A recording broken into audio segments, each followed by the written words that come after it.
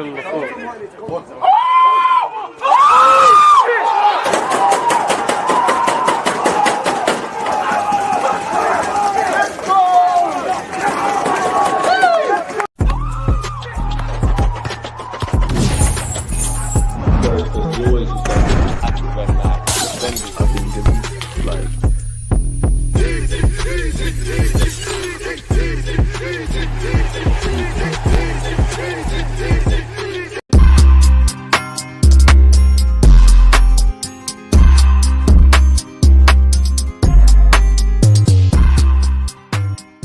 People, Deluded, I'm back again. I'm here with someone whose opinions I really respect. It's disappointing to have him here because our team is a mess. Nonetheless, the content still has the content. Matt, what you saying, my guy? You good? Morning, brother. Well, afternoon, brother. Morning, my side. Doing well, brother. How you doing, my friend? I'm good, man. You know what? If we can only complain about Arsenal in life, then it's a blessing. But yeah, apart from that, I'm all good, man. Let's jump straight into it, Matty, man. Like, honestly, I don't know where to start. I'm going to start with the title. Like, what must Arteta change if he needs to change anything, in your opinion? I know it's a madness. His career. Well, I mean, it's you know, I was talking about this last night with Guns, man. We was up late, Charlie, and for me right now, he's left it too late, man. I think that if any adjustments need to be made, it should have been made in December. We're looking at November. For people that don't, before, sorry to cut you, but for people, I know what you're talking about, but for people that don't know what you're referring to when you say that, yeah, like what do you specifically mean as well? As far as formation changes, personnel, you know, if you want to try something different, you want to try it when you still got a little ways to go. When you're 13 points behind Liverpool, you know, and there's a high possibility. Yeah, it's too late, man. He's left it too late, and so a lot of this is down to, you know, stubbornness. It's down to a few things, DG. I'll tell you, it's down to stubbornness.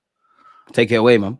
Inexperience, inflexibility, not willing to listen. I'm pretty sure he's not listening to his players, because we heard Trossard come out earlier this week in the game, and he when they asked him after the game, you know, what was it down to, and he was saying, you know, formations and tactics. You know, we heard Saka say it. You know, I want to play this way. The gaffer wants to play this way.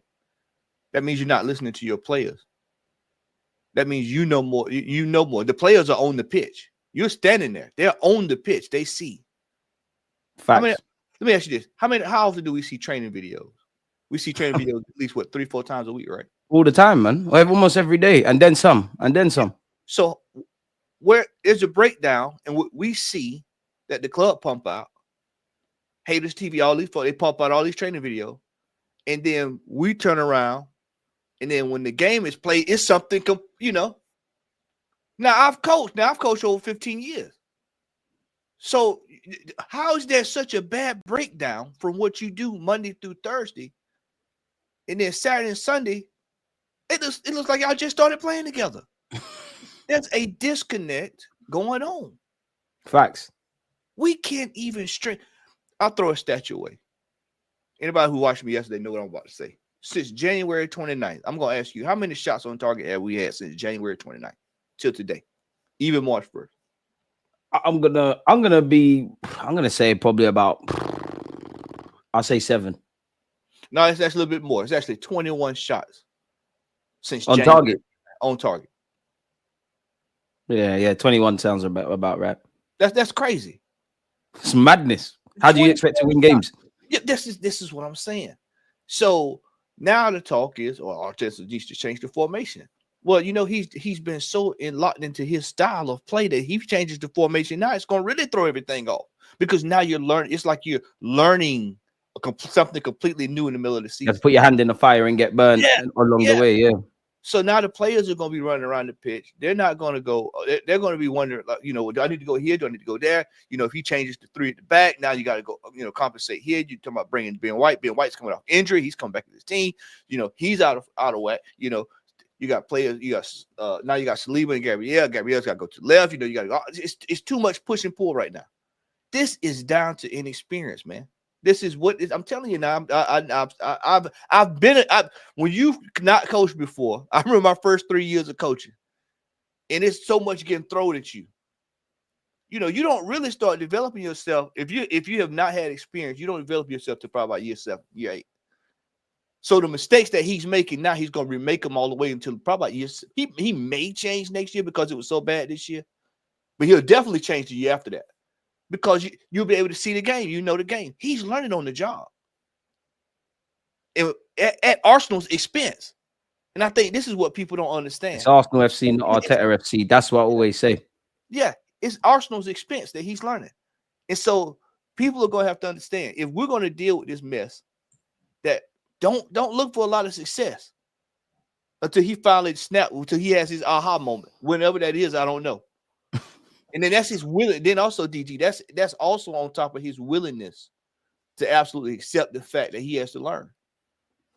Why do you think they have these workshops and stuff for coaches to go to? It's not for you to feel good about yourself. It's to learn different perspectives and all of those kind of things. Yeah, and look at your situation differently. Yeah. So I asked, well, what is he learning? Because we're at that stage. Now we're at this stage, we have to start asking, what are you learning, Arteta? Because we're repeating the same thing over and over, DG. He ain't learned nothing this season, apart from the obvious, Matty. Like this season, obviously, for me, the main thing is in the last 3 years, we have not won the Premier League or any other trophies, right? But at least if I caveat my own opinion, I could say last year you were somewhat good defensively. Or that was the standout kind of thing we was known for. The year before that, quote unquote, good football.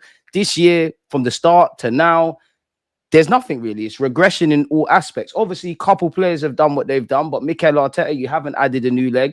What I find annoying is, whether I agree with it or not, defense to midfield, you've kind of got a plan. But you see, once you get into the middle, or better yet, the final third, apologies, there's no plan. And whatever way you want to wrap it and shape it, as you said, you're a coach. I like that kind of aspect. But fundamentally, you need to put the ball in the back of the net. It doesn't matter how your philosophy and all these things, that's the name of the game. And it's like we get there, and yeah, the players need to do a bit better, but we're not necessarily having any ideas. And if nothing changes, I keep saying it, bro. Like, if nothing changes, nothing changes. I don't know what it is, because I personally think the players have got to do a bit better as well. But at the same time, they are listening to the manager. They're doing what the manager is saying. And we both know in this day and age, it's all systems and all of these kind of things. I think it's too concentrated on not losing the game rather than winning, if that makes sense. Yeah. Did you watch the FA Cup game with the 18 with the under 18s yesterday? Say that again. You went quiet. Excuse me. Did you watch the? Can you hear me? Yeah. Did you watch the FA Cup game yesterday with the under 18s? Yeah. I did a watch along. Yeah. So unfortunately, we lost again. Yeah. PTSD creeping back in. Did you notice something? How the flexibility and the ability for those players to run around, create. They're playing off each other. The pass, man. The pass for the first goal, man. Yeah. When last we see that in the first team? Max Diamond, he has the freedom of the pitch to do what he wants to do. You know, me and Lee said that last night. We watched that game. We watched it back and forth. We were just breaking it down. I said, look at this. You know, he receives the ball. Striker's already taking off, running into channels. You got the wing play coming. Telepathic movement, man. Yeah. And you look and you say, well, wait a minute. This is how it explains why when you see Ethan Winery and you see Skelly, these players that come, it's like, well, see, they're down there expressing themselves. And it's going to get coached out of them potentially, man. Yeah. Then they come up here, and then it's like, oh, you get right here, you go right there, you play right here, you can't go over there, you can't do it. You coach the game out of them. This is why you see the fall off with Martinelli.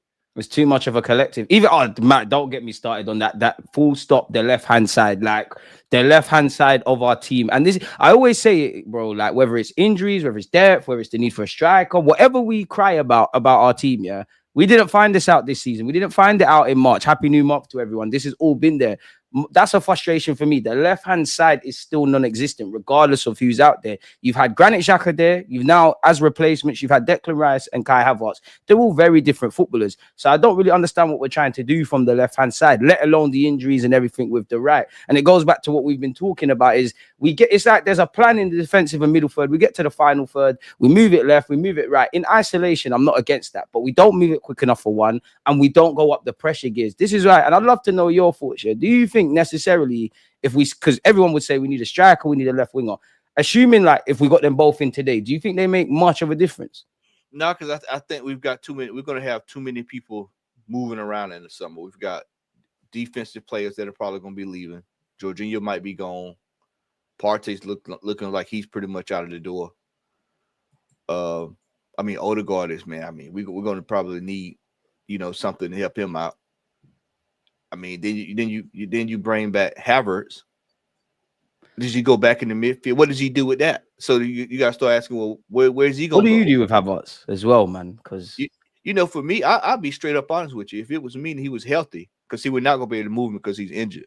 If he was healthy and the offer came in, where you could at least recoup half or 30% of what you paid for him, he's out of here. I'm gone. That experience failed, and then you move on to something that's better. But we're within a rebuild now, and that's not going to hit some people until this summer when it's time for us to get players, and then people start looking and you see people starting to leave. You start hearing the Saliba rumors pick up. You start hearing the Magalhaes rumors pick up. I told Lee and Dan Potts last night. I said, don't be surprised that when Saka comes back, he give you 1 year and he's out of here, because he's had time to sit back and watch this. And he's probably saying to himself, "Thank God I ain't out on the pitch." And they're having to deal with that right now, because this is another year of failure. And if it bothers us, then surely it bothers the players. they're the ones playing. They're the ones seeing in January that the club is not doing anything to bring in any sort of help, essentially. Look, me and you both have played, and we all know how it goes. Players don't want to be on a losing team. Whether you pick the right, when I say this, people say I'm being negative, bro. So I'm happy you're saying it. Yeah, I mean, it's a fact. It's a fact. Nobody wants to be on a loser. It's demoralizing. A team that's legit competitive, where at least out of 1 out of 2 years you probably win it. That's what people want. They don't want 1 out of 8, 1 out of 10, 1 out of 20. We tried. Yeah, we tried. We came in second. We finished in the top 3. We finished in the top 5, top 4. Yeah, but did you finish on top? No. Did you create history? Yeah, this is your name in the paper. Is your name in the newspaper? When you go to the first page of ESPN, are you there holding up a trophy with breaking news? No. Then that means have you got something to tell your grandkids in years to come when the time comes for you to have kids and that? That means we got to restart the process over and over and over again until we get it correct. And but people are scared of that. You know what? It's fear. See, this when you've not experienced it or hadn't seen success. When I coach ball, I can count on 2 hands how many times we lost and how many trophies we won. When you've experienced success, you know what goes into it. Success, you know what's required. People have this notion, DG. They think that success just starts like, oh well, we gotta you throw a team together and that's it. No, success is bread, man. So when I tell people to put some respect on Liverpool's name, they think I'm crazy. I say, well, go look at the last 10 years and look at the teams that's been right there. They might not have won the war. They won numerous battles. They've been there. And the team is set up. They're future-proofed. They are future-proof. People forget their kids beat us in the Carabao Cup last year. So if the kids beat us last year, then that means that those players are pretty good, which means that they're going to probably add to those players. Now you add the addition of Gravenberch and Gakpo and all the, and you see these guys starting to get it together. Salah's getting a little up in age, but he ain't slowing down. He's having probably his best season in the Prem despite his age, essentially. I was going to say he's refining his game. You've been with Jordan got to where he couldn't dunk anymore, and all he just went to fadeaways. He went to fadeaways, jump shots. It's like LeBron right now. LeBron went away from dunking all the time. What did he? Refined his thing. Refined his game. Salah's refined his game. These players have to understand that the manager's gonna have to understand that these players are gonna start looking for success. And if he does not see success, then these players see success, then they're gonna start looking elsewhere. You're gonna start hearing the rumors. They're gonna start picking up. You're gonna really see those rumors ramp up. The World Cup year next year, man. If you're Saliba, you hold off for a new contract. You got all them French players chatting to you. Gabriel Magalhaes, who I think, and you touched on it there, yeah. When we speak about players typically to leave, we kind of focus on Saka and Saliba. I'm not saying Gabriel Magalhaes is necessarily going to leave, but he's 27. He's a bit older than them. There's a bit more of a need to kind of win than them kind of players there. And for me, the biggest fear, Matt, beyond the obvious is, you as you mentioned, like going back to our own experiences, one thing you need in sport is stamina and motivation. Now, for all my criticism of Arteta, clearly you believe that you can get over the line because you haven't left. But for the players, as you kind of said, it can't be nice consistently finishing second, consistently going out of the cups, and then having to go again. And at what point? We saw it when we moved from Highbury to the Emirates. If you're a half decent player, you're looking around. Now, obviously, the players have been part of this, but you look at Saliba, who's 23, 24 now, and also Saka, they've been a part of it. But now it's a thing where, have I got as far as I can? Like, I'm not saying they necessarily want to leave, but you need to do the best for your career. And for me, it just feels like we're wasting the opportunities, because as much as I'm crying, yeah, we are second. I cry about our attack. We are scoring goals. I definitely cry about our defense. Everyone who follows me knows we're up there. I just see that as we've got a foundation. If we just move serious, we could do things. And I don't personally understand the undivided, like, just complete loyalty to Arteta. I'm not saying getting rid of him is guaranteeing success. I'm not saying keeping him is going to. I can see the logic with all of them. But for me, I think everything should be a possibility. Arteta hasn't shown me anything beyond being a good coach to me to just say you're the guy forever. Now, me and you both know the Cronkies are looking at him as some Arsene Wenger. You get top four, you do what you're doing. You mentioned something, and I want to go back to it, yeah. Inexperience with Mikel Arteta, and I definitely feel that's the case where you simply put getting over the line like we haven't done, right? You look at Arne Slot, people can say he wasn't held in high regards, whatever, but he's got experience of also winning a title. So he's come in, worked in certain conditions where he had a shit transfer window, they did him dirty, he made it happen. I look at Jurgen Klopp, obviously he joined Liverpool in like 2015 and he left in 2024, give or take. From the jump, he has experience working like in constricted kind of things, and he was making it happen. How far does the inexperience thing go with Mikel Arteta, though? Because I asked that because it's obviously a factor, but you have been here 6 years. You have been at City. And I kind of just focus on the last 3 years. Surely, year in, year out, there's a lot for you. There's a lot that you could have just individually learned. So how far does that inexperience thing really go now? You know what? It's that when you get into this phase of it, it's a case of inability to change. It's because it's a stubborn behavior. Because there's no way, just as you just stated, you've seen some of the stuff you've seen for 3 years, especially the last 2 years challenging. And even just the last 12 months, really. Even the last 12 months. And you don't change. I mean, look how we started the season. We started the season, it wasn't hot. We've been shit from the start, man. Let's be real. Whether we've won, lost, or drawn, it's been we're saying the same things. And it's just come to an end now because of what we've seen. Facts. I mean, it's just like you saw how we started. First 6 games, we were scraping. That was your Villa away comes to mind. Yeah, Fulham, 10-man Fulham. That was that right there is your warning sign. We're coming on.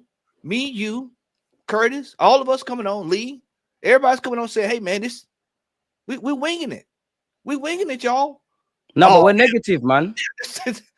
But see, when you see the game, this is all we tell people: take the emotions out of it, step back 300,000 feet, and look at the game. Look at it. Look at it for what it is.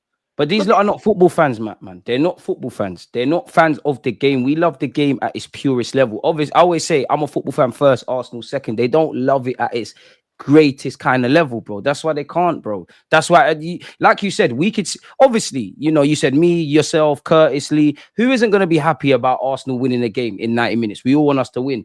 But once you remove the emotion of us winning, you look at what's going on there, because as you know yourself, being a coach, over a 38 game calendar, there's times you're actually going to play well and lose. There's times you're going to be shit and win. There's times you're going to draw when you deserve a bit more or less. But 9 times out of 10, you're going to get what you deserve. And one thing that pees me off is the fine margins. People always talk about the fine margins, but we're never on the right side of it. Yes, referees have done us dirty, but going back, and I'm not saying it's not a factor, but it's not an excuse. You've coached, we've all played amateur football. What's the first thing you're told? Don't rely on the refs. I even saw Ryan Babel come out the other day, bro, and he was talking about like his experiences in the Turkish league. And he said the players used to sit there and go, we know the ref's going to do us dirty, but we need to do a bit better. And even when the refs have done us dirty, brother, we've still dropped the ball, bro. Yeah, you got to go above that, man. I always tell people that. I used to tell my kids that when I used to coach them all the time, man. You got to go above the ref. Yeah, he's going to make mistakes. He's not perfect, So you have to do your part. Can you control what you can do? Exactly. And that's the problem. We got to the point where we're hoping the referee bails us out of games. We're hoping our defenders bail us out now. Yeah, exactly. And it's just like, bro, we're supposed to be challenging 2 years, second place, challenging City, and then we're coming in talking about looking for referee. And I'm like, man, y'all like how well I'm still refereeing. Like we got to deal with that. I mean, this right. What we dealing with? This is all stuff where it's red. These red head loss red cards. You know, this is fundamental. This is fundamental stuff we're looking at. DG, when you see in the red cards we've gotten this year, kicking the ball away after a week before that, you got a hot water for it. Then you do come back the second week, you do it again. I mean, they I said this next year. I'll tell you what else is going to happen next year. They're going to start cutting down on all that activity before corner kicks and our throw-ins and all our time wasting. Yeah, time wasting. They're going to look at all that this next year, and so that's going to be another issue. But a lot of these are problems that the stuff that we're looking at, DG, this season. These are problems that we've self-inflicted. This is shooting yourself in the foot, on and off the field. Yeah, on and off the pitch. It's just like the whole going to Dubai.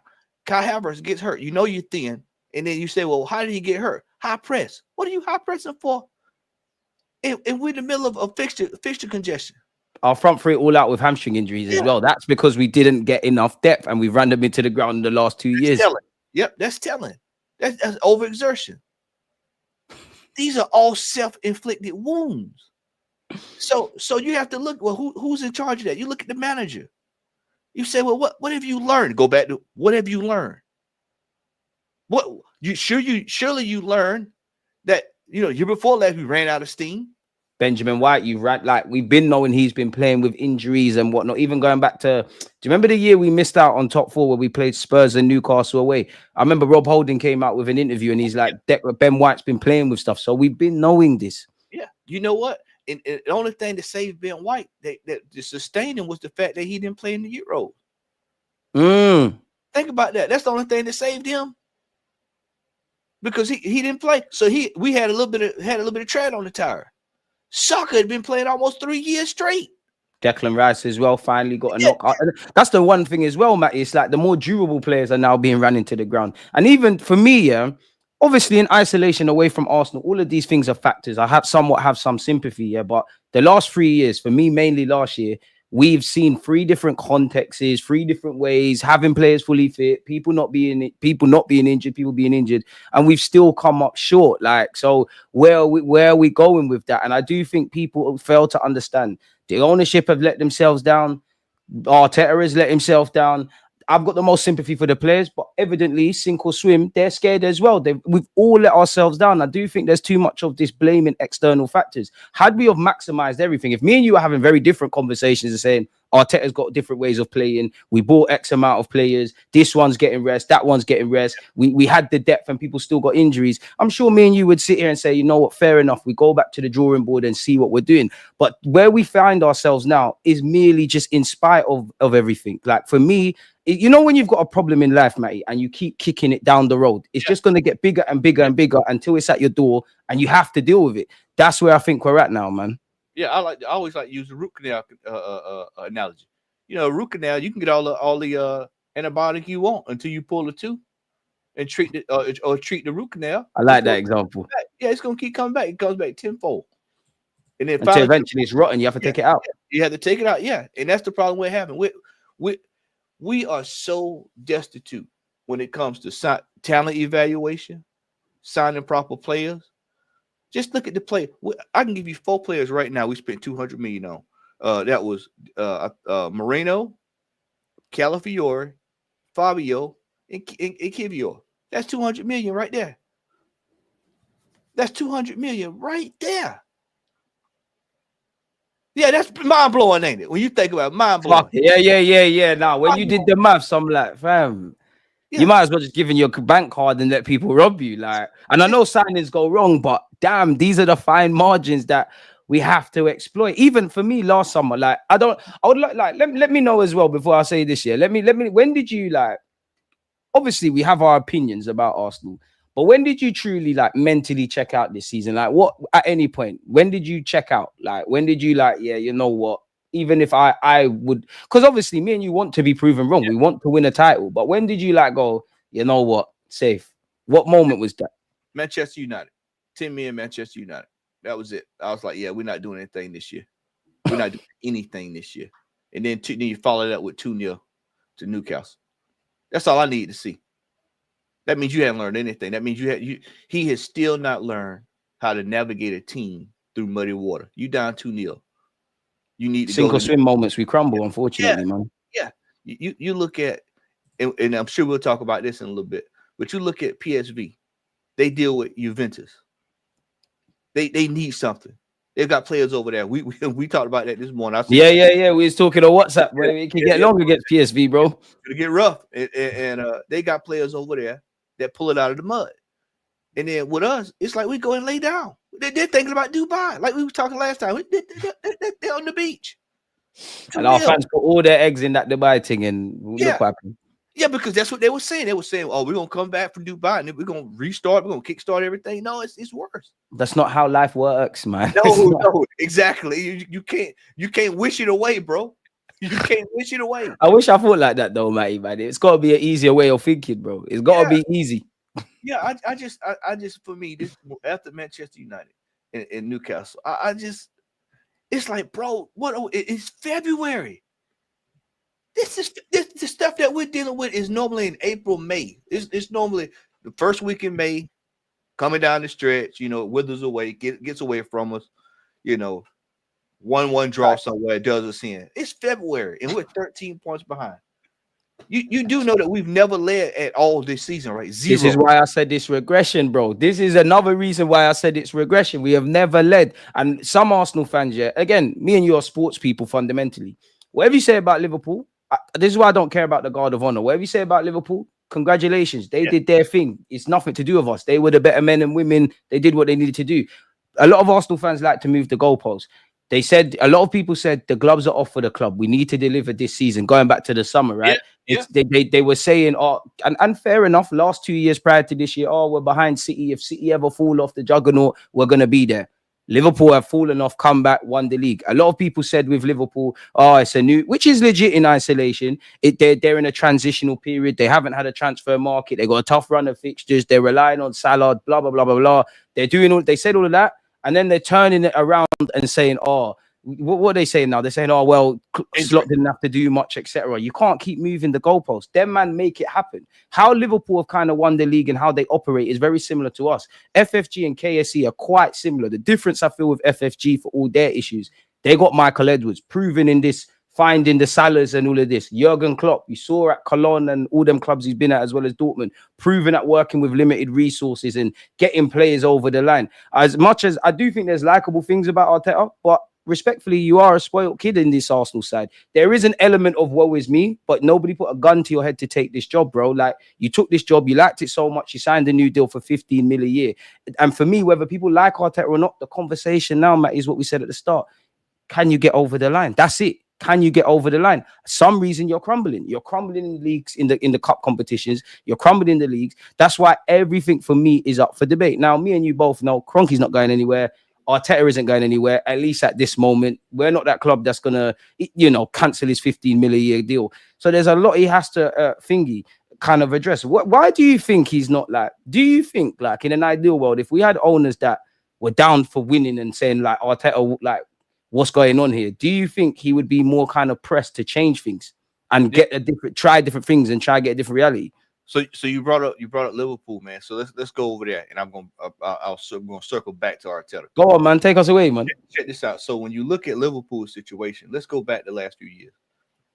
One thing that I give their owners credit for is the fact that look at the players that they buy.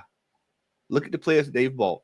Whether Nunez is probably an aberration. You look, but Suarez, Sturridge, you go back to all the hit to miss ratio is a lot better than ours. Yeah, exactly. Then you look at the coaches. What do they do? Brendan Rodgers. Thanks but no thanks. What did they go? What did they do? What did they go do? When they got Klopp, right? And the rest is history. And the rest is history. See, they operate quicker. They move quicker. And all while this is going on, still winning cups and stuff, by the way. And people laugh about getting to finals, but they got Europa League final, this one, that one. Is creating a mentality. Yeah. We've not tasted Wembley since the FA Cup. Look at the manager they got now. Comes in, he was winning in the Netherlands. He comes over, Eredivisie, then he comes over. Everybody saw what he said about Nunez, so it lets you know his mentality. Drawing him out all the time. Yeah, good point. I told brother Kenny this. I said, Kenny. Shout out Kenny. I said, have you noticed that we talked about this probably in November? I say around November. I said, have you noticed that they've eased the break off of that crash course football, that 100-mile-per-hour football? I said, now watch this. Now I said they're going to play it safe, and then when they get towards the back end of the season, they're going to start blitzing teams. Yeah, man, that's when the guns come out. What are you seeing now? What they did in Newcastle? What are you seeing? Salah's still fresh. No signs of slowing down. Salah. None. Zero. So he getting better somehow. The guy's crazy. This is what I'm saying. That whole thing, they have looked at everything from top to bottom, and they said, "Hey, bro, we don't need to sell a whole bunch. We've got a strong core." I told you they won the Carabao Cup with kids. You know, you remember when we had our kids, you can't win anything with kids. Well, Liverpool won something with kids. You know, a little bit of veteran leadership in there. And then you come back the next year. You refine a few things with the coach comes in. He looks at the blueprint. He says, yeah, you know what, man? I think we've got something to work with here. And even that, Matty, man, even that, like, next season's problems are next season's problems. I do feel Liverpool need quote unquote a rebuild. I do think, you know, because as you know, when you're at the top, you need to make sure you're doing things. They've done their manager dirty because of, you know, they've not given him a transfer window. I'm not sure Liverpool fans will be happy with the summer or January. The contracts are running down, but the managers walked in there and said, okay, it is what it is. I have to work with what I've got. Klopp weren't getting a tune like that out of Gravenberch. Let me try things. Let me keep everybody fit. Going back to the point you said, let me find a way to make Salah even better. Let me do what I'm doing with Trent. Let me promote 1-2 kids and play more 1-2 kids. Experience can be overrated, but it cannot be overstated. And regardless of what happens next season or seasons, 2024-25, Liverpool have won the league. It's as simple as that. It's like the last 3 years, including now for us. I don't want us to dream, but you could argue we could have retained trophies, Premier League trophies, which we haven't done in my lifetime. We could have done a three-peat. We're dreaming. It's just we tried now. There's nothing 20 years to remember this anymore. It's not good enough to be good. We need to want to be better. And you know what the funny thing is, Matty? For all the Arteta apologists this year and all the people that cut excuses, what you're saying, what I'm saying, Arteta says the same things if they bother to look at his press conferences. So you got to hold the man to his own standards. You can't gas him when things are going well and then draw him out. Now, we know it's not all his fault. But at the end of the day, you're the manager and you're the most disposable if it gets to that. Yeah, when you look back at when he arrived, because everybody likes to make that notion that, Slot had this team waiting for him when he showed up. All he had to do was drive the car. Well, this manager showed up. He had a team in less than 6 months won an FA Cup. Even that, he's shown he's got a driver's license. There's nothing wrong with that. Even if shown he's 30. So by that notion, you look at that and you say, okay, well, why was he not able to take that and build from it? Goes back to inexperience. Inexperience. That's the difference in the managers. This kind of level. Yeah, at this level. And so it's learning on the job again. Because there's no way you can tell me that whole entire team was bad. That whole entire team was bad. No, man, you've got problems with dealing with player personalities. You've got problems dealing with players that have a big aura about themselves. He's going to have to learn, and this is something that needs to be reflected in signings as well. Fact. He's going to have to buy players that he's going to have to learn how to man management and the maverick kind of one. It's maverick players, yeah. You know, the players that don't mind saying maybe looking back at you 1 or 2 times. You say what? And we all know most strikers, anybody that's been a played striker knows strikers are just like wide receivers in the NFL. We all got attitude. I played striker. Hey man, what? Chip on the shoulder, yeah. I'm kind of have to deal with them a different way. Yeah, I'm taking this freaking shot whether you like it or not. Yeah, I saw. Well, he was open over there. Yeah, but I know what my ability is. He has to learn how to deal with those type players. And that's his. You think we're too nice as well? Carry on, but like I want to add to that. Do you think we're too nice as well? Yeah, we are. We're not rugged. Our team is a bunch of guys. I call it quad boys. They're a bunch of quad boys. It's saying nice hymns.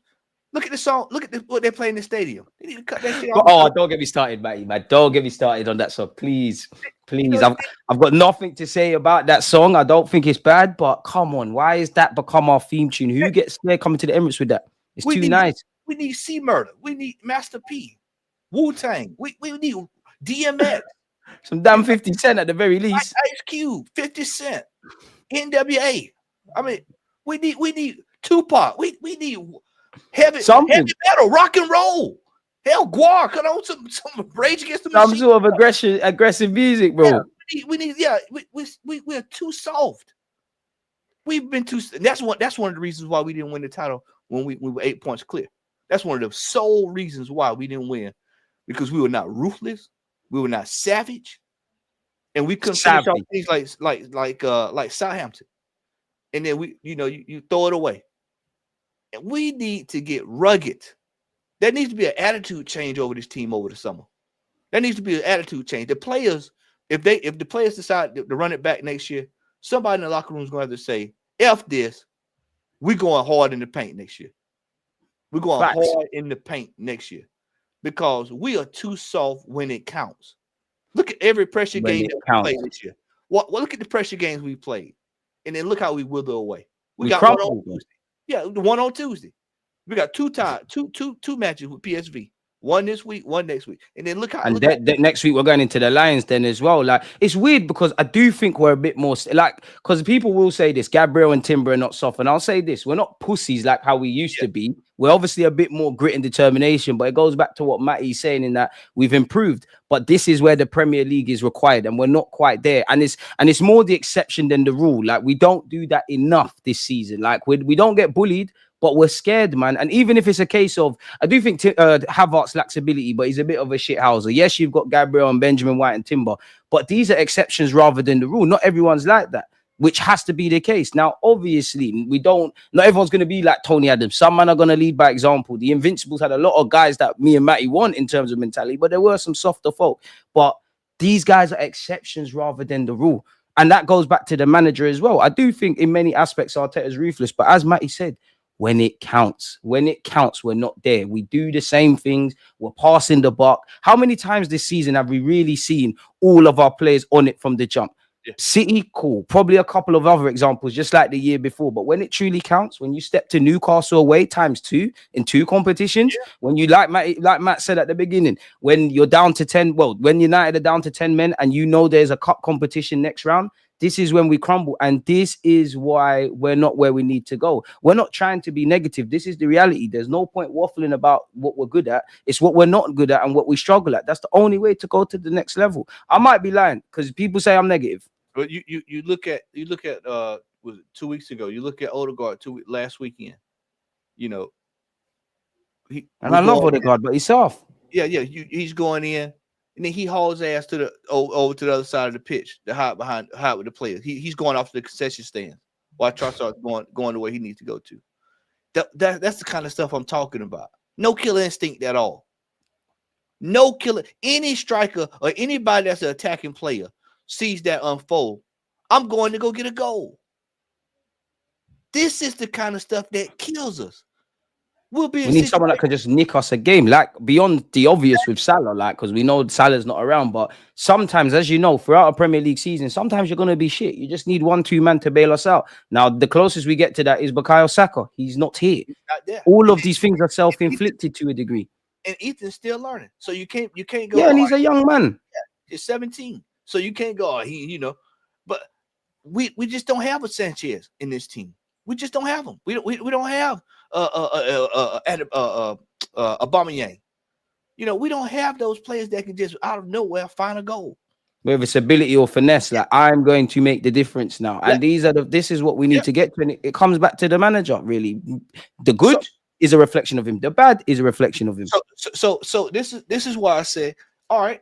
Because I'm pretty sure he's going to be here. If it was for me, I wish he'd walk away. But we all know there's a 99.8% chance he's going to be here next year. And for me, stop buying project players that could come good. In 2 years, then 3 years. Stop buying the majority of them, man. We need some guys right now. Once you do that, you can get all your project dons. But dons that are ready right now. Yeah, he needs to be a ready to go players, ready to make an impact, plug and play team. And we can look on film. like we did, like the brother I sent you. You can sit, you can look and go, yeah, that brother right there is exactly what we need in this. Bro, I hope he has a bad game on Tuesday, but we need something like that in the team. That's what me and Lee was watching him last night. Just some weird reason Lee found the video. We were sitting there watching stuff last night. We found it, and I said, Lee, look at it. This is exactly what we need in the players team. with X factor. Yeah, I mean, devastating players. You look at Max Dowman yesterday.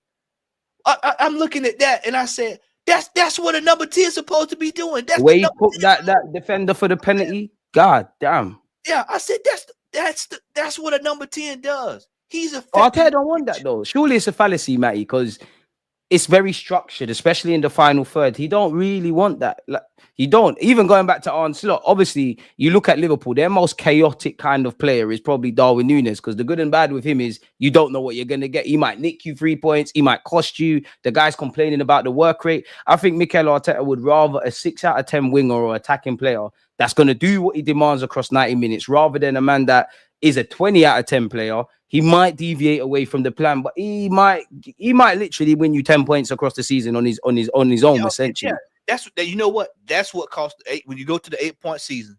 That is what that is the sole reason why we didn't win the title that year, because we didn't have a man that could get you 6 to 10 points. You remember they used to say Peter Cech will get you at least 10, save you 10 to 12 points a year. That we don't have players like that. That's one of the main reasons why we find out we're in this situation right now. Think about it. We're 13 points behind. We need a player that's going to make up 6 points to 10 points. Exactly. A guy that's going to perform when, like, because we both know Saka can't have an off day. If Saka has an off day from the jump, we're in trouble from the jump. And as much as I don't think we should be building our team around Kai Havertz, and I think it's probably the problem, I genuinely think he's one of our more consistent attackers and one of our top goal scorers in that regards, which for me is the issue, because you can't be trying to win a league title with him in that role. I said yesterday, if we look at it in a working example, yeah, it's like we take people that should be interns, make them the CEOs of the company. We take people that shouldn't be the CEOs, that are CEOs, make them shareholders, and they might do a lot of good across the season, but when it really matters, we can't be shocked. We are relying on one of the biggest highlights this season has been Lewis Skelly and Nwaneri, 2 kids. We are playing Merino up front. We've been knowing about injuries and we did nothing about it. Going back to when I asked you about like when you checked out, honestly, I think there's been 2 moments I've checked out this season. I checked out in the summer. People called me negative. Yeah, that summer transfer window. Yeah, bro, it's not serious. It's not. Let me tell you, DG. And then January as well. Well, see, January for me, I think I was a case of don't because he screwed up so bad in the summer. I said, don't let him spend no more money. Don't let him spend no more money. I thought the club would say, you know what, bro? I thought the club would say, Arteta, I hear all of that. We've got no players. And I'm wrong for thinking this because we know what our club's like, but like, you know what I think? Too many injuries. You know what I think it was with that window? I think they probably looked and said, wait a minute, man. Wait a minute. We gave him X number of million for the summer. Which is why he can't complain. That's why everybody's in this. Hey, if I know we need a striker, you know we need a striker. The British press is saying we need a striker. ESPN over here is saying we need a striker. Fox Sports is saying we need a striker. People that don't even watch football know what Arsenal is. We need a striker. So surely the ownership and the board looked and said, well, here's the money. He shows up with 2 defenders in Sterling. So he has to hold that. Yesterday, I don't know if I sent it to you. I meant to send it to you. I don't know if I saw it. But somebody was on a post. And they said it was if California and Marino were the question was the answer. What the hell was the question? I mean, so when you see that kind of irrational behavior in the summer, it makes you wonder, like, bro, how you know? So I'll even go a step further. Okay, if they say, well, we're not giving you any more money, well, surely I can sign a free player. Surely I can sign a free. Which is why, Matty, I said at the end of the day, yeah, as much as we criticize the manager, the owners, everybody's in it because you know they're not going to do the Newcastle thing. You remember I told you last time I was on, I said it's a collaborative effort of failure. Everybody's involved. Everybody's involved. That's why everybody can go. That's why I've got no allegiances to no one. Yeah, all of them. For as I'm concerned, all of them. Because it's wild to think that we were that close and then to turn around and then capitulate. We essentially capitulated this season. And it's sickening. And you could see it coming. Yeah, that's what I'm saying. It's sickening. And then when the window closed, you got people talking about, oh man, we're just gonna get the best out of Sterling in this. Bro, we've seen the best of Sterling. That was back at Liverpool. It's too romantic, man. It's Yeah, too romantic, bro. you know, that's one of the main problems in modern football today. Today is everybody want to romanticize everything. There's a fixture of what's real and what's not. And then even if you want to, again, you want to kick the can up the road, you want to be romantic, great, because that's what we've done the last 2 years. Yeah, a lot of us, even the more positive ones, have been complaining about certain things. But when we're winning, no one cares. But at some point, you can't run away from reality, as we have now seen in this period. And it goes back to what Matt said at the start. I know Happy New Month people were in March, but this was done in February. I'd even say January. For me, I clocked out in the summer. I clocked out even more in January. And what made me clock out even more is I don't see anything we're significantly better at in comparison to last season or the season before. People have been getting on to me. I think we've fallen off a cliff defensively. And it's not just the defenders, it's every bit of the team. At a push, you could argue we've got a title winning defense, but goals win games, bro. And I said this last season, but people want to hide behind the whole this one scored, that one scored. We had 91 odd goals. Once again, that shows me we've got a foundation and a base. But stats don't lie, but they don't always tell the truth. You can't lie to me of what I'm seeing with my eyes. You know, I just when I look at the schedule coming up, and I'm just like, where is it coming from? Where are the wins coming from? I see probably two guaranteed, possibly guaranteed. And that's me sticking my neck out on the line to say I'm guaranteed. But are we in the top 4 battle as well while we're here? In the top 6. Bloody hell. I think we're in the top 6. Look at this. United, we couldn't beat 10-man United. They're going to show up to play regardless because it's us. They'll show up to play. Chelsea's going to show up to play. Sterling is not a part of the squad there. Yeah, he can't play in that game, so we got to we stuck with that. Fulham, 10-man Fulham beat us. They drew us. Then you look at this. Everton, Moyes is doing his thing as well. Yeah, Brentford ain't easy. Brentford. Then you look over Ipswich. Remember, we played Ipswich. We scuffled against Ipswich back in December. We should be winning that, but boy, who knows? Mateta's on the same amount of goals as Salah. I think he got injured today as well, man. I hope he's all right. I think he got injured in the FA Cup. Palace isn't plain sailing. Ariola's bopping. Yeah. And then Liverpool. Woof. Anfield is Anfield. Yeah. Then look at that. Look behind him. You know what's there. And even a trip to St. Mary's on paper, like, because we drew him last year. So that's what I'm saying. It could get worse before it gets better. And people are running around thinking, "Oh man, I told anybody who followed me earlier this year. I told people, I said the schedule this year is completely unforgiving. There's no that you cannot hide. Me and Kenny Ken was telling people this summer when we started the season in August. We both said that you cannot run from this schedule, and he's got to run from reality, man. Yeah, we got to get more players. And so now you're seeing here no players, injuries galore. They're going to be trying to rush back players. You're going to be trying to rush back Martinelli. You're going to trying to get Saka back before those last 3 games there. It ain't looking good, bro. It's not looking good. It's not. Have you seen the £500 vase as well? Vase as well? Yeah, I saw that. I saw the Home Shopping Network. I saw that. Yes. I had to mention that before I forget, man.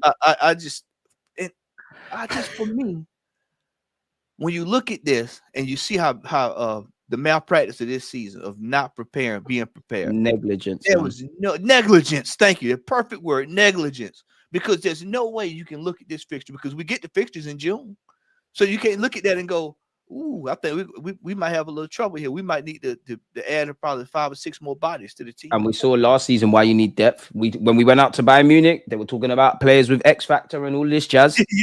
Yeah. And then even this year, when we played Newcastle, they've got a goal scorer over there. That's what he said. They've got a goal scorer over there. Well, you knew that. You knew that going into the summer. But mate, there's no players. Arteta only wants certain players. There's no players on the market. It didn't make sense. We're keeping the powder dry. He went out to Las Vegas. He gambled the money away. Then he went back to his wife. They say, "Oh, baby, I don't know what happened with the money." You went out there and bought Calafiore. You went out and bought Marino. And then you fleeced Edu and to go running to go get Sterling, which was so crazy. He looked at the situation and said, "Nah, I'm out of here. I can't even put my hand on it." Yeah, you're not blaming me for this no more. Yeah, that's what I'm saying. He's like, no. I'm not even putting my name on this one. I'm done. Yeah. So I just for me, this summer, he's going to have to, once this season is over with, he's going to have to put his ego aside. His ego is going to have to get put on the shelf moving forward. Can that be done though, mate? because he's getting more and more power, rightly or wrongly. That is the $1 million question. And that right there will let you know the projection of this football club for the next 6 years. If he cannot change himself, because we all know he's coming back. Like I said, I would love for him to walk away at the end of the season. You know, have to face reality.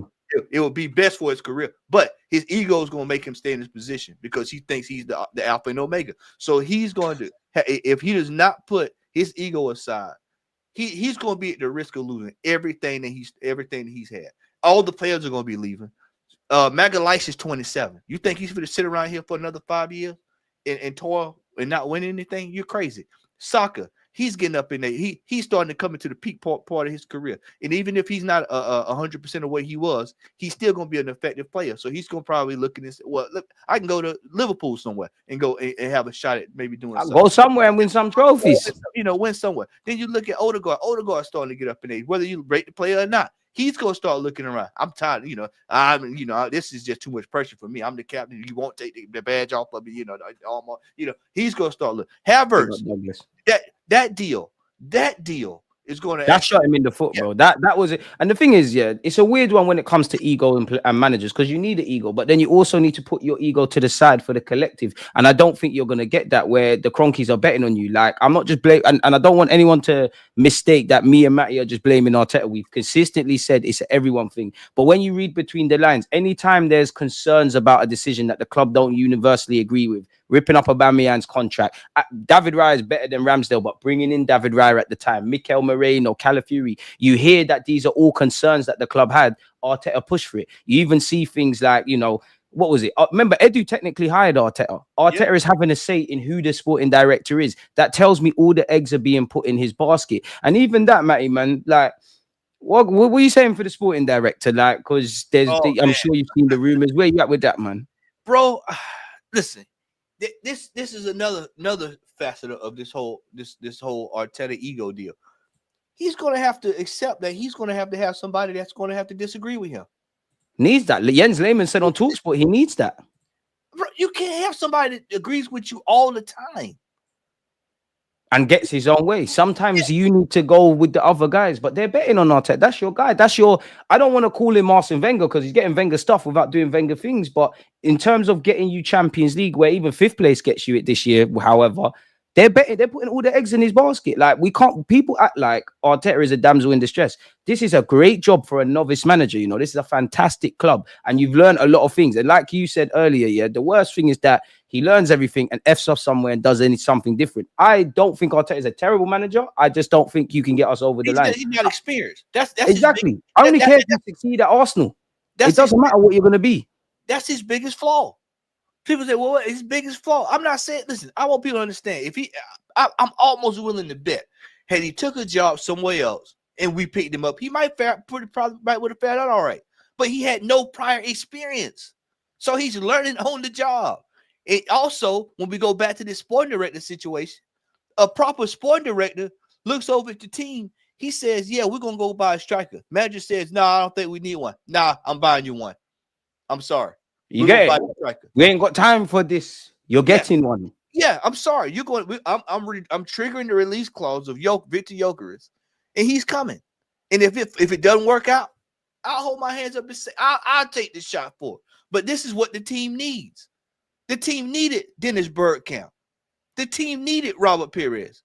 The team needed Sol Campbell. Come on, man. The team You're needed not lying. These players. They needed Petit, Overmars. That's what the team needed. And if it doesn't work, try something again. Because what we're doing right now isn't working. We all saw players coming to this team in the mid 90s that didn't work out. In 98, 99, 2000. We've seen players come and go at this club, and we had to get rid. It's not gonna work out all the time, but there's a surefire bet that Dennis Bergkamp's gonna get the job done. There's a surefire bet TT Henry's gonna get the job done. There's a surefire bet Nicholas Anelka is going to get the job done. And we can replace them as well. Is going to get the job done. We can call her Ashley Cole. Torre is going to come in and get the job done. Eduardo da Silva's gonna come in and get the job done. Bro, like you said there, even in the Emirates era where we've been nothing to scream and shout about, we had talismanic figures at a point. Aubameyang, Alexis Sanchez, the list kind of goes on. Our talisman right now is a 17-year-old, and big up Wanyeri, he is doing his thing. But for a team that wants to win titles and do this, and at the end of last season when they sat there and they said, "Oh, we're not resting on our laurels," I'm sorry, but that's a disgrace. That's a disgrace. And one thing that jars me in that. Obviously, I guess they've got their own benefits, but you look in today's day and age, yeah, there's no Wengers, there's no Sir Alex Ferguson's. Obviously, Pep Guardiola has a say in what they're doing at City, but he's essentially, they're almost head coaches. Why are we doing something a different way and expecting different results? It's not making no sense. You're giving an inexperienced manager too much to do on and off the field. You know what? In the type of person I am, I've always said, and this is in my life. This is just not me. Talking. This is just how I move in life. Is that if everybody's doing something that one particular way, I'm gonna go do it another way. Everybody's running towards the fire, running towards the fire. I'm going in the opposite direction. So why not go back and say, you know what? It's funny you bring this up because me and Gunn were talking about this the other day. When we were growing up, I know you're a little bit younger than I am, but even back in the day. You watch games, and what would they do? They pan into the crowd, and who would you see over there? You see Arsene Wenger. You see David Dean. You see leaning in, talking, pointing. Now what do you see? You don't even see set piece coach. Where's he at? Somebody brought up the question. I think DJB brought the question yesterday. He said, "Was Arteta at the game last night?" I said he should have been there to see that. That's true. Shout out Lewis Skelly and Wanyeri. They were there. If Arteta was there, fair enough. But I said that when I was doing a watch along. I'm like, where are all the man them? Because it's not like we've got an FA Cup game on the weekend. Yeah. Where are they? Declan Rice used to always be there. Where is he? I'm not even getting at them, but where are they? What's going on with the mentality? Looking at these players going over this, we all for we should be seeing them on. Hey man, they over at Socio Dad looking. Our scouting department. I'm gonna send you a link to the scouting department so you can go look at peruse it for your enjoyment. It's time for a cleanup. It's time for a fix up. We have to. It's all just aspects, man. Bingo. I was just getting ready to say all aspects of this football club have to be addressed over the summer this year. All of it has to be looked at. Because Matty, we half step. It's like we half do serious things and then we're half unserious. So then you just continue this mixed bag. It's enough for you to think to a degree for most fans, oh, you know what? They're changing their ways. We're tugging along. And then they're not doing enough to get over the line. And it's just we're going through swings and roundabouts. For the vast majority of the season, people wanted to bury their head in the sand and pretend everything's great. I'm sure. And I'm not saying everybody has to be Arteta out and all of that because we've all got different opinions. But it's only when you get to this point that regardless of where you stand on the manager and the owners, that everyone wants to be crystal clear and have a proper conversation about the good, the bad, and the ugly. When we're doing this when we're saying these things in August, or September or December, we're negative. Wait until the season pans out. Are people not bored of this? Like, it sounds great in isolation when you're saying the same things, fine margins. The first thing that the thing that annoys me the most, Matty, now is this luck thing. And you see it with the journalists. We never had the luck. Of course, you have to make your own. You need luck. You're right. You got to make your own luck. You got to make your own luck, bro. By the way, we got 30 more minutes. Don't even worry about it. I'm good. We got 30 more. Oh, cheer, my guy, man. We got extra time, so don't worry about it. Look here. When you start talking about this luck situation, luck is just basically an excuse to say that you didn't get the job done. That's all it is. It's just a cute way of saying you didn't get the job done. I used to tell my players all the time, don't give me this bullshit about luck. Did you go out and give out the optimum performance? No, you didn't. Did you cross every T and dot every I before the season started? You don't start working out when the season starts. You start working out before the season, 2 to 3 months prior to the season. Facts. In heat. Warm weather training. That's real warm weather training. You don't wait to the middle of the season. Oh, we're gonna go warm weather training for what? When it's freezing cold, so you can come back and players have injuries. What happened to Kai Havertz? See what I said? I've coached, so you can't fool me. I've seen this before. I've seen all these scenarios. And if he didn't get injured in Dubai, he would have got injured at some point. It's gonna happen, bro. There's too much minutes in the legs. It's the red zone that Wenger's spoken about, and even with the training point you made, yeah. I know the time's different, and I guess to be fair, the players have never said it, right? But I watch a lot of the Invincible stuff. You hear Omri saying, I see Bergkamp getting to training early, so I want to be better than him in training. The players wanted to be better than themselves for the collective. They went to war for each other. You also remember hearing back in the day when Wenger pulled up, they were saying the food. What are these players eating? What are they drinking? What's going on with the rehab, man? Like, you hear about the training. You just not forget now. People forget this if you don't bring it up. Look at all the injuries that we have in training. So it's like, for me, I'm not even. See, that's the thing. Yeah, I do believe.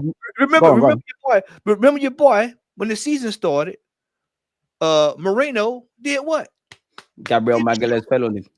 For me, it's also the rehab, man. I'm like, for me, training should be intense in it. Obviously, you got to be a bit cute and clever with it, which Arteta alluded to. It's more the rehab, because at the end of the day, as you know yourself, we're going to get into that weird period where there's 3 games in 10 days, 2 in a week, there's traveling. You're not going to have to train. It's going to have to be about recovery. Now, they could say to me, I'm not a fly on the wall, which I'm not. But again, I've seen players relatively fit in 1 year, players dropping like flies this year. What is going on? This is what I mean about making your own luck. It's like we're doing the same things again and again and asking for different results. It's not making sense, man. Like, are you saying for PSV as well? Say it again. What are you saying for the PSV game? Before I forget to ask you, man, because I know we've spoken about it on WhatsApp. Yeah, they ain't looking good, man. I'm here to tell you, bro. They've got that brother Ishmael. Ooh. He's a skiller, man. Very skillful. Man. Yeah, I told Gunner, I said, bro, if he comes out there with Jorginho and he running through the midfield, oh my Lord. Him and Partey, I mean, our midfield is Odegaard. You saw how he takes the ball off people? I said Odegaard is in major trouble because he likes to hold on to the ball. And then you see how quick they counter. PSV is not going to be a walk in the park. They moved the ball. That's what we was mesmerized with. I said, look at the transition. I said, it's one pass, bang, bang, bang, bang, bang, and they the speed to it. Even Newcastle against Nottingham Forest last week, I was so jealous of how Newcastle just again and again and again. It's like we're trying to win. It's like we try to win. It's like we're like a boxer that goes into a fight, not trying to land a knockout blow. We just want to win it on points, take it to the judges, and keep it moving. It's jarring, bro. Hey, I like the boxing analogy because it's just like we're the first 3 rounds of a boxing fight. It's always feeling the person out, unless you're the knockout artist. We're trying to feel it. We can run around, walking. You come in, you stick, and then you move in. And you landed X amount of punches. Statistically, it looks like you did something, but you didn't. You didn't. Then by the time you get to round 11, you ready? You out here just swinging just to be swinging. And when it's sink or swim, you might get knocked out. Yeah, you out there doing the AJ. You bam. As soon as you run in there, you get bam. You out of there. That's what we do. That's exactly what we do. We don't have when it comes to our attacks, we don't have any urgency at all. And then when we do have moments where we can be urgent, we decide we slow it down. That's why it goes back to the manager for me, because they're doing what the manager's telling you to do. Yeah, that's what I said the other day with Raya. I said, look at this. That whole Skelly situation. I said that happened because that's what they're doing what the manager told them to do. I said, there's no reason for the goalkeeper to be that far up the pitch in a game of professional football. That's Sunday league stuff. When you see goalkeepers that far up, that's when you playing 6-on-6.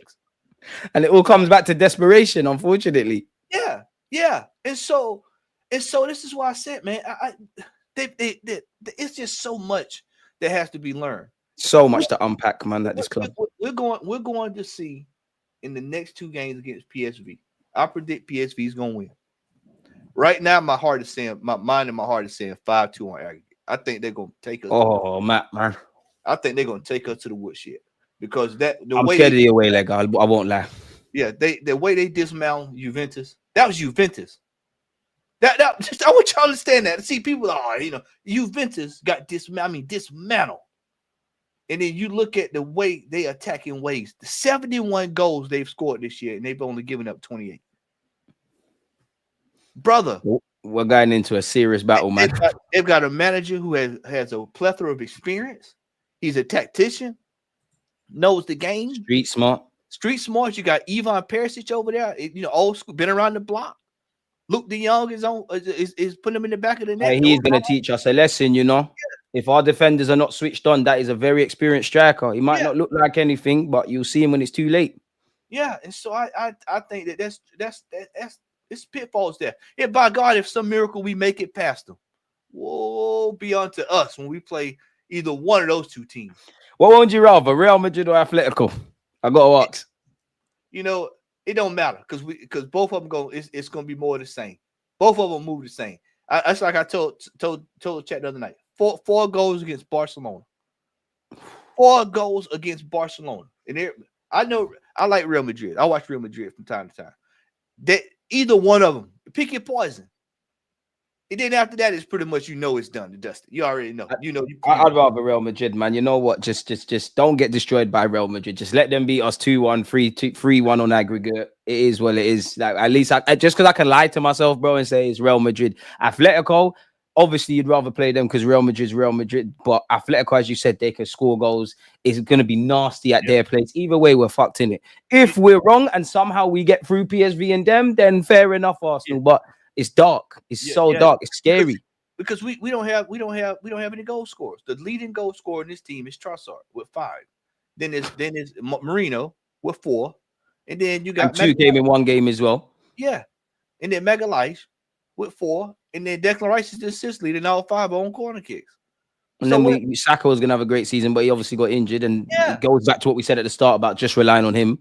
Yeah. So where is it coming from? This is why I tell people you have to step back. Remove the romanticism and look at the reality of the situation. We don't have enough to get us through over the line. Bringing a blunt butter knife to a gunfight. And this should make everybody mad because the fact of the matter is, I honestly believe if we had what we should have gotten over the summer, we're having a completely different. Me and you having a completely different. We're having a different conversation. You're probably flying over to England, being part of the trophy parade, mate. Look, when we were 8 points clear, and Gunn's gonna test of this, he'll tell you. I was already researching flights and hotels. I thought 8 points clear. I said, might need it. Yeah, I said, bro, I'm on my way. And then week after week, I started looking. I was like, oh man, don't look like I'm coming, man. Don't look like I'm going. Good be you didn't book the ticket, man. Would have been wasting money. Don't look like I'm going. Don't look, I'm going to the parade. But it's just I am so infuriated with the fact that we did not do what we were supposed to do this summer. Because complacency, man. I think for me personally, this will be a year we could actually win the Champions League. We actually have exactly what we needed. If we had what we needed, we probably will be in for a cup double this year. But because this manager and this board and this ownership are so ass backwards, they refuse to address the problem issues, and it's another year wasted like the last 2 previous. And that's what gets me upset. Is people think this. People in sport think that everybody stops for you. You only have windows of opportunities for so long. Like what Liverpool have done this year. Yeah, we didn't seize our opportunity. Liverpool may not win. They may not win for the next 5 years, but they took the opportunity that they had, and what did they do? They made the best. City, this is a down year for City. This is a down year for City. They're gonna go. They gave you a preview. They said we want to come back here right quick. Take a look behind this curtain. We're gonna show you what we get ready to do in the summer. You see this mamoosh? We got more of that coming. We got more of that coming. I wish you was lying, Matty, man. And they showed you Newcastle. Once this is over with City, they're going to say, you know what? We're going to add to Aston Villa. You know, they kind of flamed out here towards the end of the year. They're going to add to the address. But then they went out and got four attacking players in 2 weeks. At some point, Chelsea are going to get it together. They're throwing too much money at it. Ramsdale will be at Chelsea next year. He'll be the goalkeeper next year at Chelsea. And so then once they get a goalkeeper, and once they get all that sorted, then guess what? Now you got a whole nother problem. You look at these teams, Nottingham Forest. They'll get a little bit of a windfall. I'm sure they'll go out and they've got Edu now. So now we're gonna find out. Now if Edu shows up with we're gonna find out who was the problem. Yeah, I was gonna say if he shows up with top flight players over there, then we know what the problem was. We know exactly what the problem was. So there's a lot of problems that's coming, and it's just not on the pitch; it's off the pitch.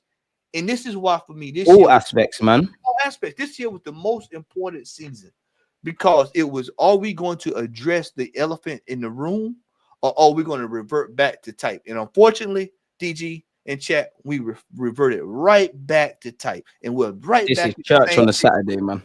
It's the same exact thing that we went through 3 years ago before we started challenge. It was 4th to 5th, 8th finishes, and now we're right back here having to talk about a rebuild. In the middle of a rebuild, when all of this money has been spent, DG, And it's an absolute indictment on this manager's failure to address situations, to look at where the club is headed.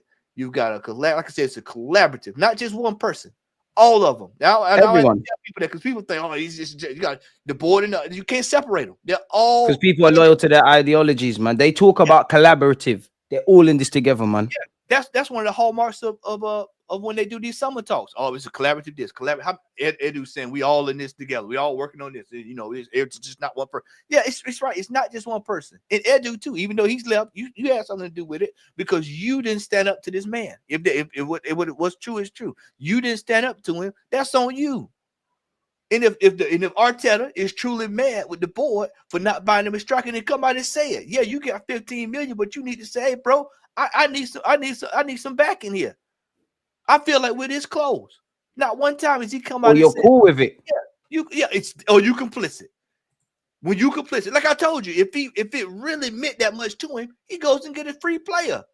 What's stopping you from getting a free player for 6 months? That's the thing. We did nothing. Like I'm not a fan of Morata or Koulibaly or necessarily 60 million for Ollie Watkins, but we're at that point. It's desperation settings. When you're hungry, everything is attractive. You need to get something. And if we don't do anything, you've told me what you signed up for. And it goes back to the summer. You can look at, and I can somewhat forgive Arsenal fans. When you're seeing us 2 points off City and all of that, I can forgive Arsenal fans for in May believing the club are serious.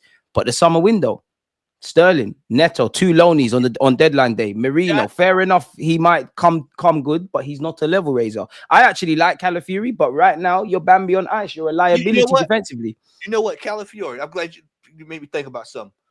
If he was tactically astute, the manager I'm talking, there's no way he could have looked at that game the other day and said, you know what, man, I tell you what, I'm gonna move Merino. I'm gonna take you off. Calafiori, go up top. Because we're that desperate, yeah. Tierney, or play one of them kids on the bench for no reason, like they're there. Yeah, they're there. Yeah, exactly. We're at that point now. Whether they're good enough, we'll see. But we're there now. Hey, I'll tell you what makes the most when you visually eye test. He gets into the box. He shoots. It's off the post in the middle of the game. He has better movement than Merino. Well, I'll tell you what. Let me try Calafiori up there. Let's just see what happens. Let's just see what happens. And see what we can get, because his a forward movement is 20 times better than Merino.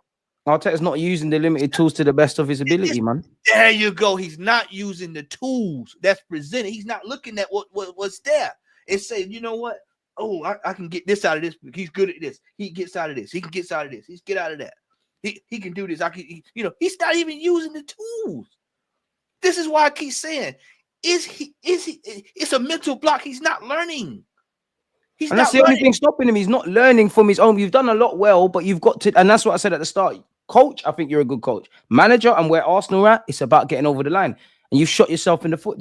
Obviously, I think money would help everything. Yes, and I'm sure you'd agree. You want to strike, you want this, but there's no guarantee. If you look at how we create chances, of course, if we had Isaac, he's going to score some goals, but he won't play to his best of ability. We used to get tired watching Arsenal of the amount of chances we'd create. How many times can you count on one hand that you've seen clear-cut chances? And let's not forget, up until probably this point, it's our defenders not only scoring and the set piece juices run out. If you watch highlights of games, it's our defenders having the clear-cut chances. So what's going on? But you know what? It was like that during the beginning of the season. That's who was scoring all the goals. That's what we kept telling everybody. Hey, man, we can't keep relying on defenders to set piece. It's not sustainable, man. It's not sustainable. So we've got to have something else. See, this is why when we go back to the initial discussion we had about changing things, that's why you look at the paper, you say, well, let's change the formation. It was quite obvious. That was the easiest thing to do at the beginning of the season. If I can see that, I'm not the UEFA licensed coach. I'm not that high on the pole. Yeah, he's the man getting paid 15 million. He should be able to see that. He should be. And if you haven't seen it, man, I have to question that. One, either you're naive, which is a problem, or two, you see it and you just don't want to do it. You want to do it a different way. So I have to judge you accordingly. That's why, for me, I said it on my stream yesterday. I know the talk is going to be geared towards the summer and this, that, and the other. I'm only going to believe you're serious about a striker when they've arrived at the club. I'm only going to actually believe you're serious about Premier Leagues and Champions Leagues when I've actually seen you win it. There's been too much lip service. There's been too much talking. There's been too much half-stepping. And now it's delivering. Everybody needs to deliver. Like you said, the scouting department, the sporting director, and I get that it's a thorough search. Edu left in November, you know. Yeah. It is now March, essentially, first day of the month. Happy New Month, people. It's February. What's going on? How much does that impact what we're doing in the market? If you're a player that wants to sign for Arsenal, whether I rate Arteta or not, maybe you believe in what Arteta's got. Maybe you want to sign for Arsenal, but they ain't got a sporting director, and it seems like everything's changing. If you're one of them kind of players, are you thinking Arsenal's place to be, being devil's advocate? That is gold right there, what you just said. And that's crazy, what I'm bro. telling for. How can we take anything serious with this football club going into the summer when we don't even have the people in place? He's got to hit the ground. Literally, whoever comes in, whether it's Ato, anybody, they've got to come in. They don't have any time. They got to walk on water, bro. You know what?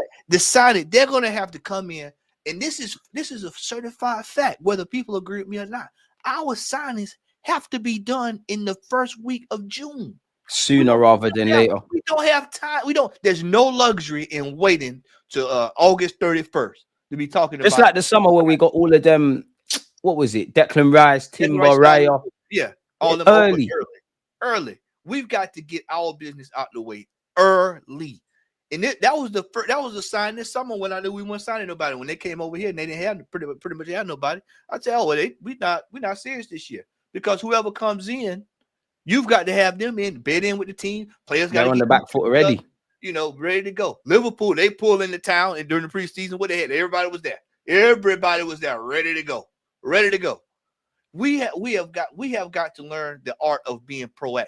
This football club has to learn the art of being proactive and not reactive. Right now, we're reactive because of the situation.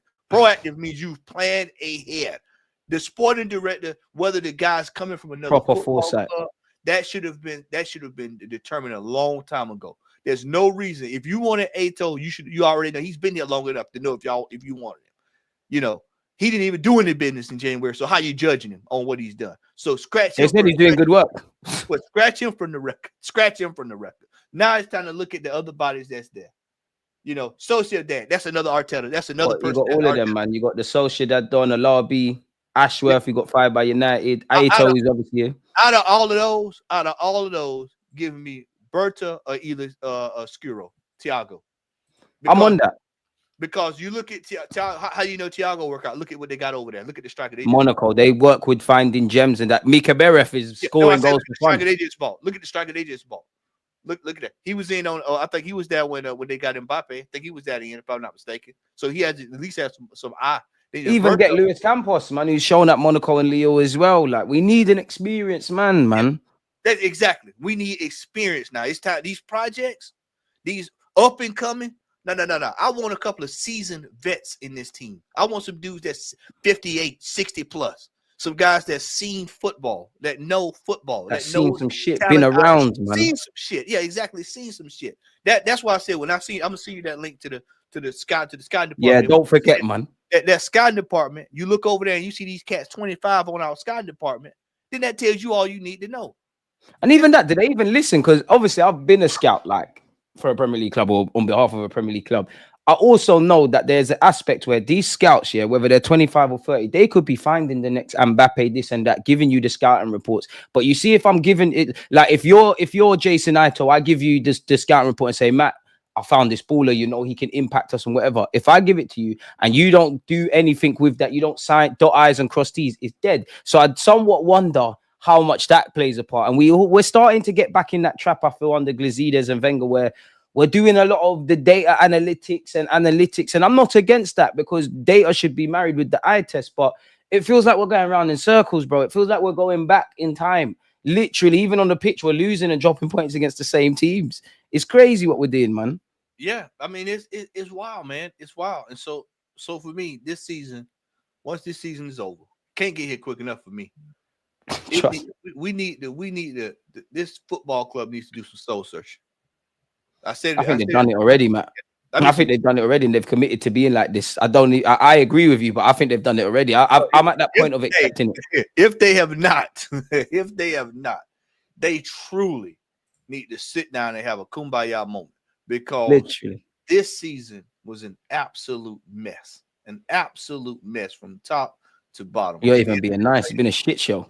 It's been a complete certified shit show. I mean, absolutely certified shit show. The only positive are the young players and Magalhaes and probably Timber, if that. Yeah, and smacking up City, but that's not trophies. And the good thing about Timber was we've been blessed, but he's in the red zone because he's played all year and he's coming off a major injury. And I know somebody's gonna come out. I've been a physical therapist. I know that. You know, you got them in the job. He's perfectly fine. No, he shouldn't be playing that much coming off a major surgery. But we have to, like, yeah. I mean, that's what I'm saying. We're not prepared. Not prepared. That comes from not being prepared and not having what you need. Tommy Yasu still in the team. Maximizing the transfer windows. This is what people are coming out and saying. I'm not seeing it. Reece Nielsen's coming back because he's injured. So we'll be getting him back next year. You're not flogging Tommy Yasu. You can't sell Jesus now. He's got ACL. What I'm concerned about, and I was thinking about this yesterday, is I'm concerned about is that these players that's coming back next year are gonna be the bodies that's gonna make up for next year. They're gonna that's the case, bro. Tierney, ironically, Tierney being injured in preseason last year is the reason he's here. Actually, going back to what you said, it's all reactive, and I don't expect a football club to do everything in terms of ingoings and outgoings, but this summer has to be significant, and there's too many unanswered questions. They're gonna sit there.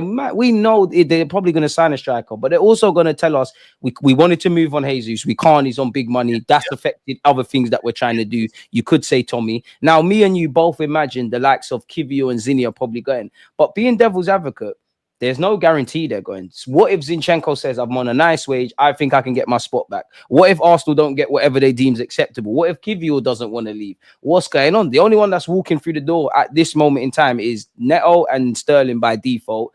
Jorginho and Partey on papers, deals are running out.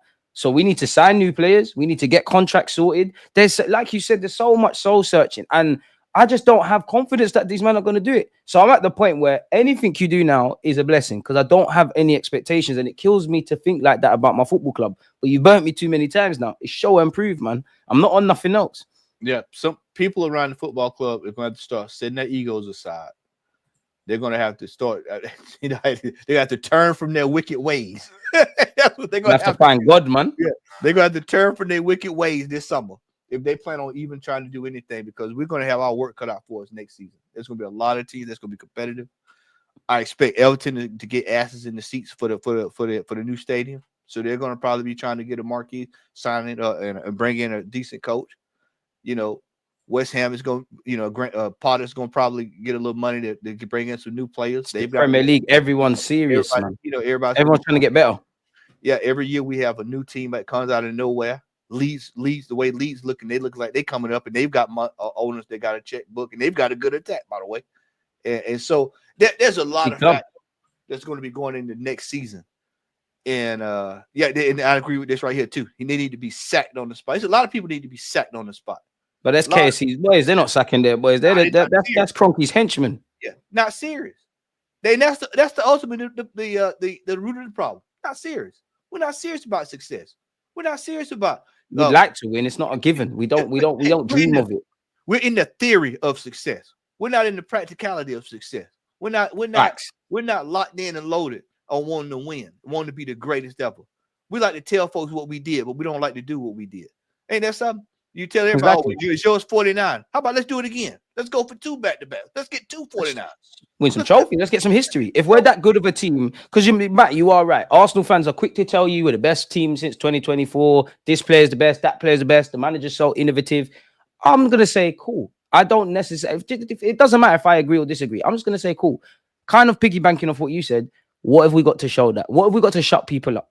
Because they can say you didn't win anything. We know winning's not, trophies are not everything per se. But what have you got? If we're the best or have been the best or have been the best team of 2024 or was great defensively or was to exploit City if they drop points, what have we got? There's no trophies. You know, what people conveniently forget, is all the things which if I had to say one thing beyond the obvious I like about Arteta, is all that, I know people laugh, but all that pickpocketing stuff and lemons and all the pictures on the wall, do all of that. But it has to correlate into winning. What has he got on the wall at Matt? What has he got on the wall at London Coley? It's the Invincibles. It's this one. It's that one. You know what he should have did? You want to talk about stuff like that? I'll tell you what he should have did this year.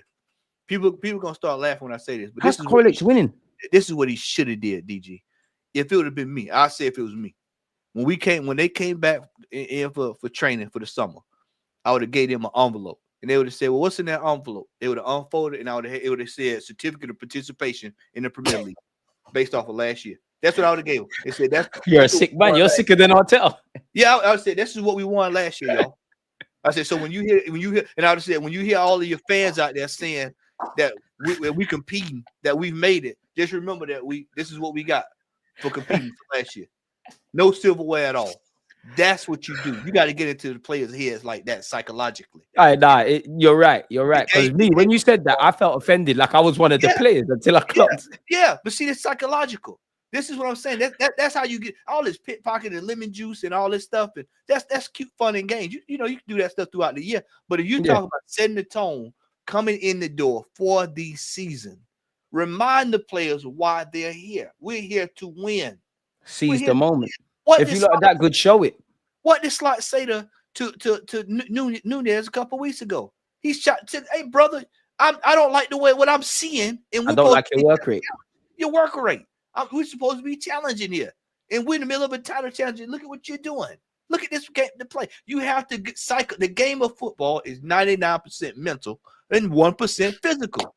This is why I love making content with you, because it's nice to hear someone else say this. Do you know how mental, and people don't see that, because you could even go back to last season. Do you remember before we went to Dubai, these players looked down on their dumps, feeling kind of sorry for themselves. These same players that were struggling to score goals went on a little purple patch. Yep.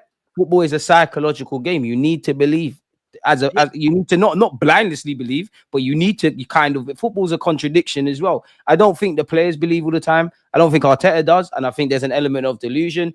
I don't think KSC want to be winners. But then again, I can caveat that with saying I don't think they're the reason we're necessarily in this mess. And I don't think they're with last season or this year. And they've given Donny money, man. You've had peas, bro. You've been allowed to rip up contract, goalies, whatever. You've been allowed it.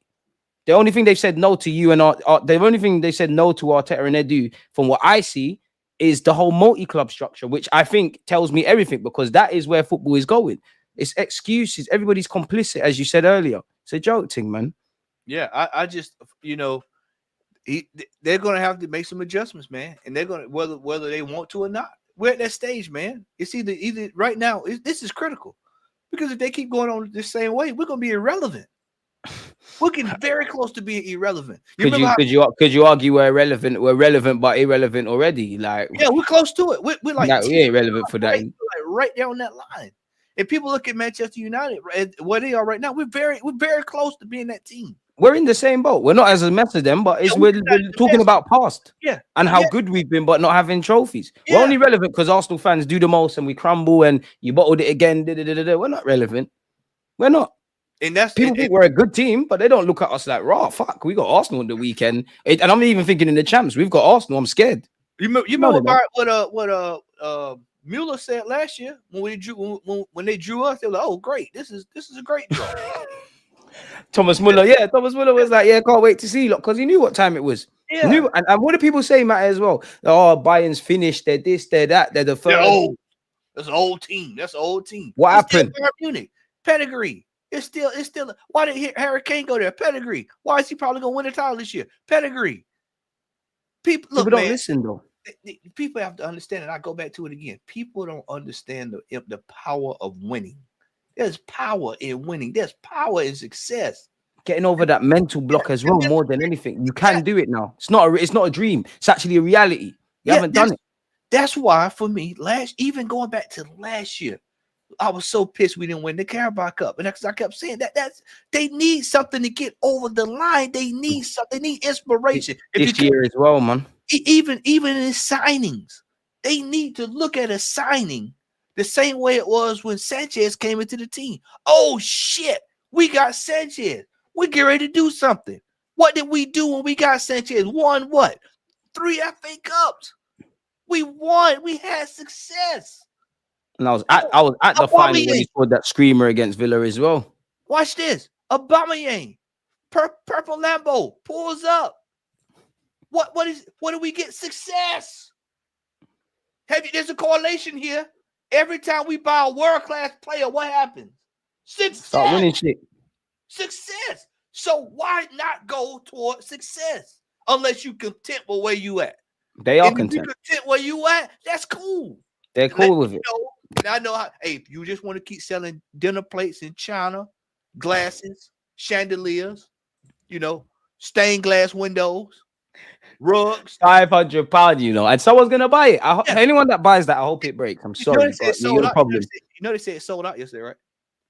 No. Yeah, that's what they said. That's what I heard yesterday. I heard it sold out. And this is why I've mentally checked out, man. Yeah, when you got hopefully we use that to fund Isaac, but this is what I was saying. Now Isaac saying an experience. People like experience now in sport, man. Yeah. It's not the whole experience. They just want to have an experience. It's not the experience of winning. They don't understand the experience of winning. Only people that won something understand the experience of winning. The spoils of war, as I call it. The spoils. Exactly. Hey, yeah, better way of putting it. Yeah, the spoils of war. They don't understand that. What we get is we just want to feel good. We get Holly Berry moments, Monsters Ball, make me feel good, and then you get that cheap thrill, and then that's it. Our football club is rife with fans that all they care about is a cheap thrill, 20 seconds of pleasure. That's all they care about. Exactly, and that's the annoying thing. It's all a lie, man. Like it's all a lie. That's why I'm at the stage now of showing proof. And you know what the saddest thing is? Yeah, in May.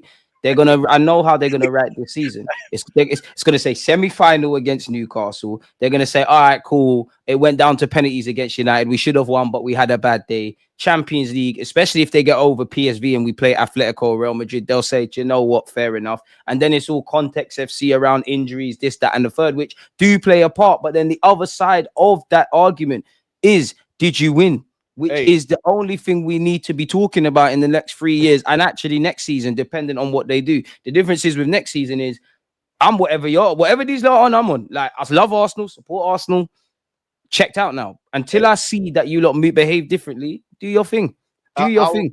Our club is they don't believe in foreplay. They just like this quick 20 seconds. They just like that cheap thrill, just that quick. Exactly. Oh, Matty, man, I don't know what to say, man. But I know I've kept you here longer. I know you need to go somewhere, man. So yeah, let people know they can find you, my guy. It's been a pleasure. Southern Gooner here on YouTube. Tomorrow, it's in the bio, people. Yep. Tomorrow I'll be on with Football Bants, 5 p.m. UK time.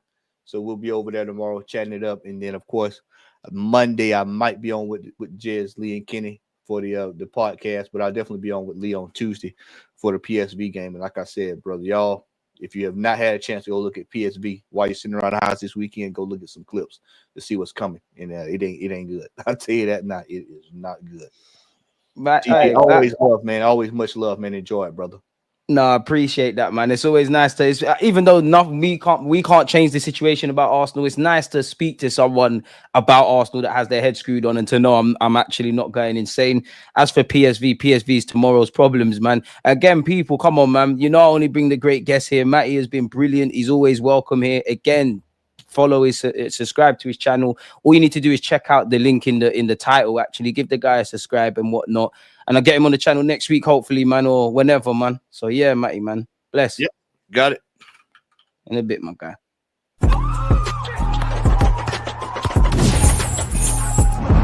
Always